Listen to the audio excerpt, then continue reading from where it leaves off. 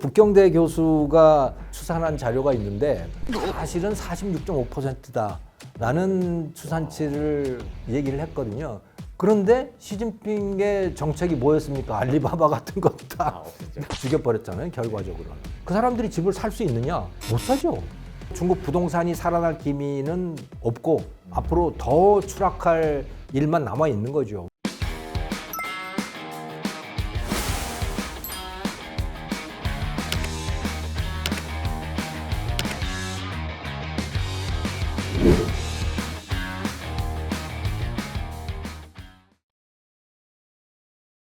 전쟁 위험은 또 중국에도 또 있는 것 같아요. 좀 미국 대선만큼이나 좀 관심을 좀 끌었었던 게 대만 총통 선거였었는데 최근에 이제 친미 성향의 라이칭더 이제 후보가 당선이 되면서 대만과 중국 사이 관계 그리고 중국과 미국 사이의 관계가 이제 앞으로 어떻게 펼쳐질지가 좀 관심사인 것 같더라고요. 혹시 교수님도 좀 어떻게 좀 전망을 하실까요? 대만이 정말 화약고고 세계대전이 터진다면 뭐 거기가 시작이겠죠. 네. 왜냐하면 세계대전이라고 하는 건 현재는 중국과 미국의 전쟁일 것이고 중국과 미국이 직접 부딪히는 데가 타이완 남중국해인 거죠. 어쨌든 간에 다 중국 앞바다인 거예요. 그런데 과연 전쟁이 터질 것인가?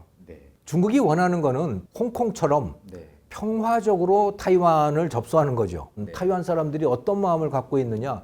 중국에 접수당하고 싶어 하지 않아요. 80% 이상이 현상 유지를 원해요. 중국하고 전쟁할 마음도 없지만 홍콩처럼 되고 싶지 않다라고 하는 게 그게 뭐 명확한 그들의 태도인 거죠. 그러니까 중국이 대만을 접수를 하려면 그럼 무력을 사용할 수밖에 없어요. 현재로서는.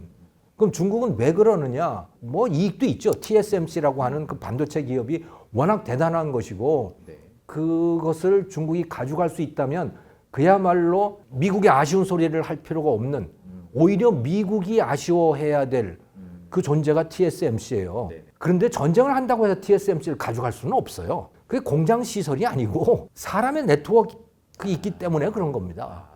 거대한 공급망이기 때문에 점령한다고 해서 가져갈 수 있는 것이 아니고 사람이 그 과정에서 떠나게 되면 그 기업은 사라지는 거예요. 그냥 사람만 존재한다고 해서 되는 것도 아니고 그들의 네트워크가 되어야 되는 거고 그러니까 그게 중요한 게 아니고 중국 공산당의 입장에서는 역사적인 과업입니다. 우리도 한동안 그랬었지만 남북 통일이라고 하는 게 역사적인 과업이듯이 중국 통치자의 입장에서는 국토의 완결성을 확보하는 게 역사적 과업이에요. 근데 상당히 그걸 달성했죠. 그 앞바다에 남은 것들이 문제인 거예요. 그게 남중국해, 타이완, 일본 영토로 되어 있는 다오이다오, 류교열도에 있는 그 섬들. 그러니까 그게 역사적 과업이거든요.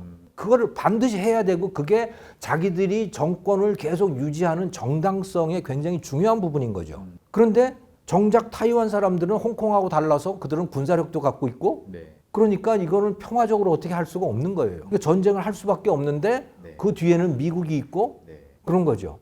근데 미국 입장에서도 참 애매모호한 것이 1979년에 중국하고 즉 중화인민공화국하고 국교를 트면서 타이완에 수도를 두고 있는 중화민국과 단교를 했잖아요. 그렇다고 타이완을 버리고 싶지는 않은 거예요. 너희하고 이게 수교를 했으니 이 타이완도 너희 땅이라고 하는 거를 내가 인정을 하겠는데 평화적으로 가져가는 거는 오케이. 무력으로 하는 거는 난 못 보겠는데 이런 애매모호한 태도를 갖고 있는 겁니다. 그리고 또 아주 애매모호한 부분이 또 있어요. 타이완의 입장에서는 특히 독립을 추구하는 민주진보당의 입장에서는 고슴도치 전략을 쓰고 싶잖아요. 그래서 군사력으로 비교는 안 되지만 어쨌든 점령을 하려면 지키는 쪽보다 훨씬 더 많은 희생을 치러야 되는 거야. 이걸 갖춰놓고 싶을 거 아닙니까? 그래서 첨단 무기들을 다 갖추고 싶어요. 근데 그러면 그 무기는 어디서 가져와야 되느냐? 미국에서 가져와야 되잖아요. 미국이 첨단 무기를 안 줘요. F-35 같은 걸 지금 안 주고 있는 거죠, 승인을? 왜? F-16까지만 해줍니다.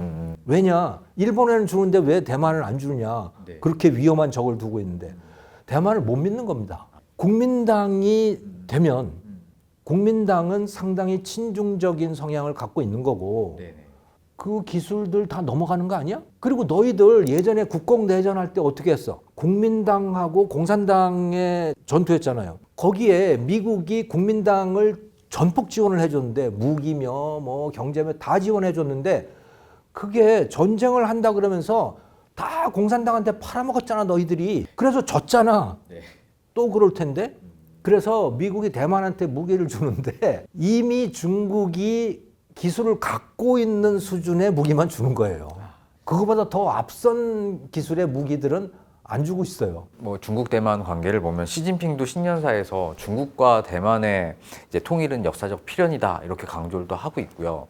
또 여러 해석들을 보면 블룸버그 같은 경우에는 중국 대만 전쟁이 벌어지게 되면 가장 큰 피해를 입을 게 물론 이제 대만이겠지만 두 번째 피해 대상국으로 한국을 또 지목하고 있더라고요. 그래서 이런 중국 대만의 전쟁 가능성에 우리 한국이 미치는 영향이 굉장히 클 것 같은데요.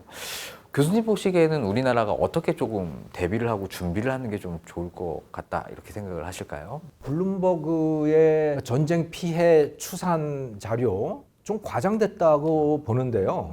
그게 돈으로 하면 얼마냐면 500조 원이에요. 그 중에 400조 원이 반도체예요. 반도체에서 날아간다는 거예요. 자세한 모형이나 이런 거 나와 있지 않습니다.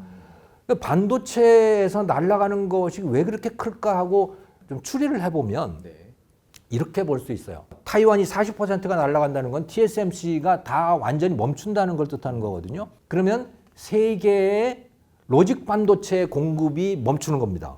스마트폰, 첨단 컴퓨터, 무슨 양자 컴퓨팅, AI 관련된 뭐 하는 뭐 그런 것들을 다 만들 수가 없어요. 그런 거를 제일 많이 공급하는 데가 엔비디아, 뭐 애플, AMD 이런 미국 기업들이잖아요. 그 미국 기업들이 다 TSMC에다가 설계도를 주고 그것을 제조하게 만드는 거거든요. 그러니까 TSMC가 멈춰버리면 애플도 엔비디아도 AMD도 퀄컴도 아무것도 할 수 없는 상황이 되어버리는 거예요. 그래서 미국도 타격을 입는 거예요. 미국은 한 7% 정도 GDP가 날아간다 그렇게 되어 있던데 그 우리나라는 왜 그런데? 그 미국 기업들 AMD니 뭐 이런 데들이 물건을 못 만들게 되면 메모리도 못 파는 거예요. 인텔이 로직 반도체에 자기들이 한계를 뚫고 나가지 못해서 첨단 컴퓨터를 못 만들게 되는 거고 그러다가 보니까 삼성전자도 메모리 매출이 잘 안 오르게 되고 그렇게 되잖아요. 그러니까 로직 반도체하고 메모리 반도체는 서로 보완제여서 하나가 잘 안 되면 다른 하나도 안 팔리는 겁니다. 그런데 TSMC와 경쟁 관계인 파운드리를 갖고 있는 거예요. 삼성 파운드리를. 그리고 삼성 파운드리도 5나노 기술 수준으로는 상당히 높은 수준에 와 있어요. 오히려 기회가 될 수도 있겠네요. 그럼요. 저는 기회가 될 수 있다고 보는데 만약에 한반도에 전쟁이 안 난다면. 그런데 그 부분을 거의 무시한 것 같아요. 근데 단기적으로 보면 첫 해 같은 경우는 TSMC에 맡겼던 기업들이 삼성전자에 와서 갑자기 물건을 만들어낼 수 있는 상태는 아닐 거예요. 왜냐하면 이 반도체를 만든다라고 하는 거지, 파운드리라고 하는 것이 그냥 아무 데서나 만들었던 설계도를 가져와서 들이밀고 이것대로 해주세요 하면 할 수 있는 작업들이 아니기 때문에 그 점에서 TSMC가 굉장히 강한 거거든요. 자기들 라인에서 작동하는 설계 도면을 기성품으로 굉장히 많이 갖고 있는 거예요. 그러니까 TSMC에서 제조를 하게 되면 그 패블리스 입장에서 설계하는 기업의 입장에서 굉장히 편해요. TSMC가 제공하는 설계도, 부분 설계도들을 갖다가 이렇게 저렇게 끼워 맞춰서 하면 TSMC에서는 작동을 해. 하지만 삼성은 그런 면에서 굉장히 아직은 먼 거죠. 그래서 당장 TSMC에서 못한 기업들이 삼성에서 할 수 있는 건 아니지만 하지만 상당 부분 그럴 수밖에 없는 상황이다. 2위의 파운드리는 바로 삼성이기 때문에. 근데 그런 게 전혀 가만히 안 된 것 같다는 생각이 들어요. 그래서 그거는 좀 과장인 듯한 생각이 드는데 상당한 타격을 받게 되는 거는 그건 사실일 거예요. 저는 더 우려되는 건 중국이 타이완을 침략했을 때 그래서 미국하고 전쟁이 벌어지면 저는 전선을 넓힐 가능성이 높다. 중국이 김정은하고 같이 할 가능성이 꽤 높다고 봐요. 왜냐하면 그 10중 8구는 오산 기지에 있는 미군이 타이완으로 갈 거 아닙니까? 그거 묶어둬야 되잖아요. 그러니까 중국이 한반도에서의 독자적 전쟁을 바라지는 않지만 자기들이 벌렸을 때는 같이 하기를 원할 가능성이 매우 높다고 봐요. 이거는 그야말로 그 위에 지휘부의 생각이어서 뭐 누구도 예단할 수는 없는 거지만 한반도 전쟁이라고 봐요, 저는. 중국 경제에 대해서 한번 또 여쭤보고 싶어요. 네. 이제 시진핑이 이제 신년사에서 이제 이례적으로 경제 불황을 또 이야기를 한 거를 듣고 보니 지금 중국 경제가 굉장히 심각한 상황이구나라는 생각이 들더라고요. 지금 중국 경제 어떤 상황인가요? 심각하죠. 아주 단적으로 볼 수 있는 게 청년 실업률이라고 하는 게 작년 7월에 21.3%까지 갔었잖아요. 근데요, 중국은 그 실업 통계를 좀 잘 볼 필요가 있어요. ILO 국제노동기구 기준은요, 일주일에 10시간을 일해야 취업한 걸로 칩니다. 중국은 일주일에 1시간만 일해도 취업자예요. 취업자인가요? 네, 1시간만 일해도. 그러니까 중국의 실업률이라고 하는 거를 믿을 수 없어요. 20몇 프로도 굉장히 축소시킨 거다. 예. 심각한 수준이군요. 예. 그쪽은 지금. 그리고 또 그 북경대 교수가 추산한 자료가 있는데 21.3% 청년 실업률 그게 아니고 사실은 46.5%다라는 추산치를 얘기를 했거든요. 그게 실업률을 계산할 때 적극적으로 놀고 있는 사람들은 뺍니다. 거기서 구직 활동을 하는데 직장이 없는 사람을 실업자로 보는 거예요. 근데 애초에 그냥 아유 취업 나 귀찮아 아무리 해봐야 나 될 것 같지도 않아 하고 집에서 노는 사람들 있잖아요. 이건 다 빼는 거예요. 소위 탕핑족이라고 하는 사람들인 거죠. 그 사람들은 실업 통계에서 제외입니다. 그 사람들을 포함시키면 46.5%라는 거예요. 그러니까 청년들이 일자리가 거의 없다고 보면 되는 겁니다. 학교 다니고 뭐 다 그런 상태고 학교 안 다니는 애들은 그냥 집에서 놀고 그런 거죠. 그 오죽 답답했으면 시진핑 주석이 야 너희들 그렇게 도시에서 그러지 말고 시골 내려가서 좀 농사도 좀 짓고 좀 그러라고 얘기를 할 정도. 그러니까 거기에 대해서 이 젊은 친구들 소위 거기는 링링허우 세대라고 하더라고요. 영영 이후 세대. 이 친구들 입장에서는 이제 황당한 거죠 이게. 무슨 소리야 이게. 그런 거 하려고 대학 간 게 아니잖아. 부모 입장에서도 그런 거죠. 알리바바 같은 그런 멋진 직장에 가가지고서 넌 컴퓨터 두드리면서 이런 걸 하고 싶은 거지. 글로벌 비즈니스를 하고 싶고 그런 거지. 그런데 시진핑의 정책이 뭐였습니까? 알리바바 같은 거 다 죽여버렸잖아요. 결과적으로는. 그게 하나의 지표고 또 다른 지표는 홍콩 증시에 중국 기업들의 주가예요. 이게 굉장히 낮아졌어요. 홍콩 증시 정말 심각하더라고요. 예. 뭐 바닥이 없을 정도로 계속 내려가는 것 같아요. 근데 중국 본토의 상하이 증시 같은 데는 그렇게 낮지 않아요. 홍콩에는 낮아요. 같은 기업인데. 왜 그런 거죠? 투자자가 다른 거예요. 홍콩 증시에는 주로 외국인 투자자들이 투자를 하는 거고, 외국인이 이제 빠져나가는. 외국인들이 빠져나가고 외국인들이 중국 경제를 굉장히 어둡게 보고 있는 것이고, 근데 샹하이 증시 같으면 이것만 하더라도 상당히 투자자들이 국가의 지원을 받는다라든가, 뭐 국영 기업들 뭐 이런 데들이 많은 거죠. 그러니까 말하자면. 그래서 주가를 떠받치는 여러 가지 힘들이 있는 거예요. 인위적으로 떠받치는 거. 근데 그 주가는 사실은 제대로 된 주가가 아닌 거고 홍콩의 주가가 객관적으로 평가된 거라고 보시면 되는 거죠. 상황이 안 좋다 이런 말씀 좀 해주셨는데요. 최근에 이제 중국 부동산 업계 자금 줄이던 이제 증지그룹도 결국 유동성 위기를 넘지 못해서 파산 신청을 했더라고요. 결국 부동산에 이제 자금이 묶이면서 중국 경제와 이제 금융 시장에도 어떤 좀 영향이 조금 펼쳐질 거라고 좀 예상을 하실까요? 중국 투자자들의 입장에서는 큰일 난 거죠. 투자자들 입장에서는. 중국은 우리하고 조금 다른 측면이 있는 게 우리는 시중은행들이 민간이잖아요. 우리도 보면 금융감독원이나 이런 데가 세게 개입을 하고 있기는 하지만 우리하고는 좀 달라요. 그러니까 파산을 시키지는 않겠죠. 그건 중국 공산당이. 그런데 그 국영은행들은 부동산에 그렇게 큰 투자를 하지 않았어요. 중국 부동산이 중국 GDP의 한 25% 까지 갔었고 그래서 부동산을 빼고는 중국 경제를 말할 수 없는 정도까지 되어 있었는데 지금은 뭐 그 부동산이 죽으면서 상당히 떨어졌지만 그 비중이 여기에 투자를 많이 한 데가 소위 그림자 금융이라고 하는 데들입니다. 그래서 뭐 투신 회사들 이런 데들인 거죠. 네. 우리로 따지면 단자 회사 뭐 이런 데들 있잖아요. 이런 데는 민간 투자자들이 많은 거고요. 그런데 이들이 투자한 것이 한 30% 정도가 부동산에 들어가 있대요.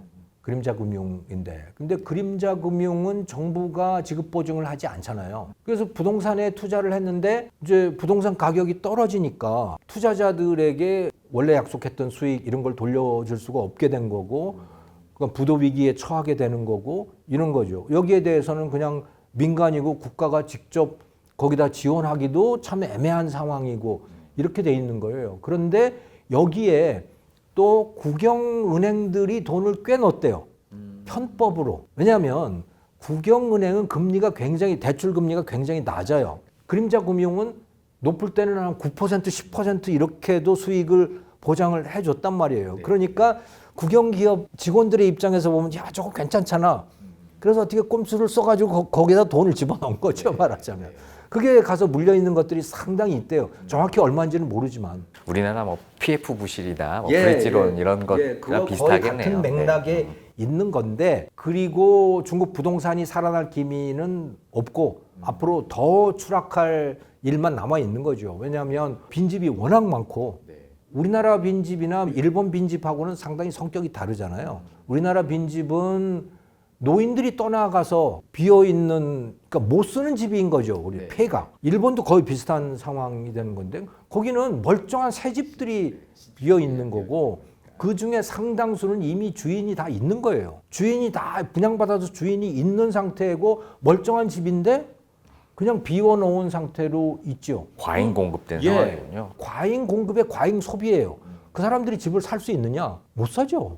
그래서 앞으로 중국 부동산 경기가 살아날 가능성은 매우 희박하다. 그러면 그림자 금융은 계속 문제가 될 것이고 그것이 이제 실물 경기도 계속 압박을 할 거고 근데 그 문제를 어떻게 할 거냐? 망하거나 적당히 때우거나 좀비 기업이 되거나 뭐 그런 상태로 남아 있을 거예요. 미국발 글로벌 금융위기처럼 될 가능성은 저는 없다고 봅니다. 그건 전혀 얘기가 다른 거예요.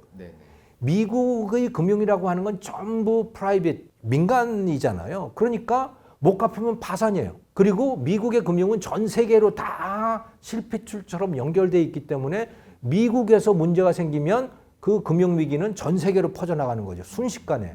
중국은 기본적으로 금융의 큰 줄기는 다 국가가 통제를 하고 있는 것이고 그 국가가 그림자 금융이라고 하더라도 대규모 부도가 나게는 내버려 두지 않을 것이다.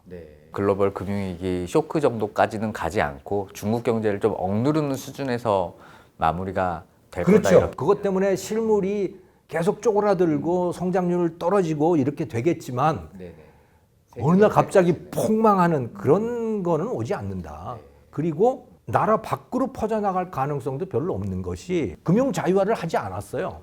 금융 자유화를 하려고 2010년경부터 몇 년 동안 하다가 2015년에 샹하이 증시 폭락을 한번 겪고 나서 다 되돌렸어요. 자본 자유화 이런 거 없어 이제 중국은.